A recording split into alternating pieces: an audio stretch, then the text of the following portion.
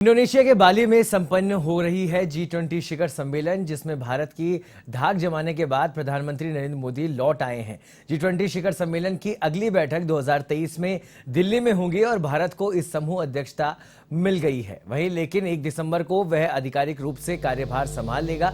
G20 सम्मेलन के दौरान प्रधानमंत्री नरेंद्र मोदी ने अपने 2 दिवसीय दौरे पर दुनिया भर के कई बड़े नेताओं से मुलाकात की।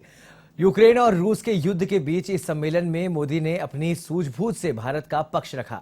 मोदी ने यूक्रेन संघर्ष के समाधान के लिए संघर्ष विराम और कूटनीति के रास्ते पर लौटने का आह्वान किया।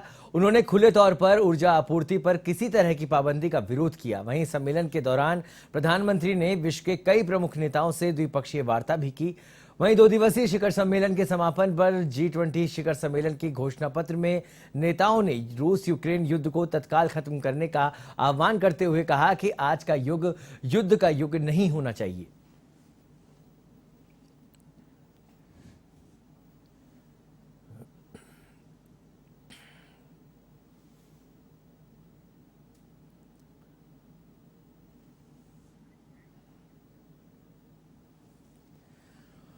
और इस खबर पर अधिक जानकारी के लिए हमारे साथ जुड़ गई हैं हमारी संवाददाता ज्योति सिंह दिल्ली से।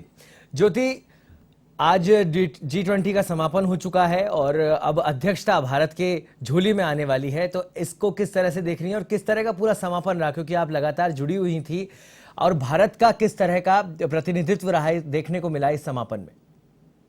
बिल्कुल, देखिए सौरभ, G20 समिट में हिस्सा लेने के बाद भारत लौट चुके हैं पीएम नरेंद्र मोदी। और वहीं बाली में जो 45 घंटे का ये पूरा कार्यक्रम रहा और उसमें 20 कार्यक्रम में शामिल हुए थे पीएम नरेंद्र मोदी। तो देखिए, उस दौरान कई द्विपक्षीय मुलाकातें भी हुई हैं, राष्ट्रीय अध्यक्षों से मुलाकात हुई और उस दौरान काफी सारे मुद्दों पर चर्चा भी की गई थी। वहीं देखिए, साथ ही साथ प्रवासी जो भारतीय समुदाय के लोग हैं उनको भी पीएम नरेंद्र मोदी ने संबोधित किया था। लेकिन जो 1 दिसंबर से भारत G20 की अध्यक्षता करने जा रहा है, वो एक बहुत बड़ी उपलब्धि होगी भारत के लिए, क्योंकि इंडोनेशिया ने भारत को ये अध्यक्षता दे दी है, अध्यक्षता करने के लिए सौंप दिया है।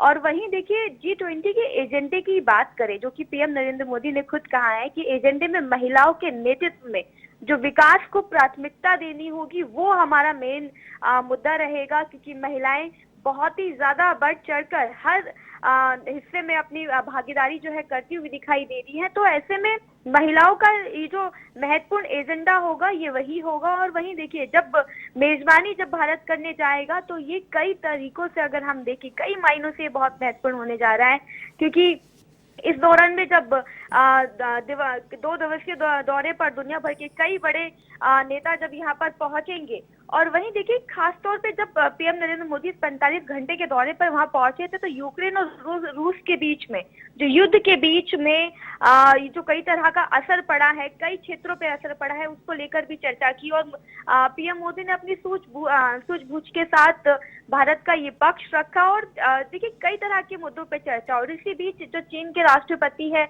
उनसे भी मुलाकात की। और देखिए, कई महीनों बाद, क्योंकि जब चीन के बॉर्डर्स की बात करें तो LOC पे कई तरह का तनाव जो है वो देखने को मिला, और ऐसे में बड़ी ही मैच्योरिटी के साथ पीएम नरेंद्र मोदी ने अपना पक्ष रखा और चीन के राष्ट्रपति से भी मुलाकात करी। देखिए, आपसी अनबन के बीच में बिल्कुल भी वो शिकन चेहरे पर नहीं दिखाई दी, और जिसे विपक्ष कहीं ना कहीं ट्रोल भी करते हुए दिखाई दे रहा है। लेकिन इन सब के बावजूद भी पूरे दौरे के दौरान काफी सारे नेताओं से मुलाकात की और भारत का बढ़ चढ़कर जो है जो पक्ष है वो रखा पीएम नरेंद्र मोदी ने। और जब अध्यक्षता करेंगे, तो अब इसमें पीएम नरेंद्र मोदी ने खुद सामने की होकर महिलाओं के जो एजेंडा है वो सामने रखा है और महिलाओं को आगे बढ़ाने की बात भी की। उसके साथ ही साथ कई क्षेत्रों में काम करने की भी बात पीएम नरेंद्र मोदी ने की है। सौरभ, बिल्कुल ज्योति, एक बड़ा मौका भी है अपने आप को साबित करने का, भारत को प्रतिनिधित्व मिल रहा है G20 का। बहुत बहुत धन्यवाद इस तमाम जानकारी के लिए।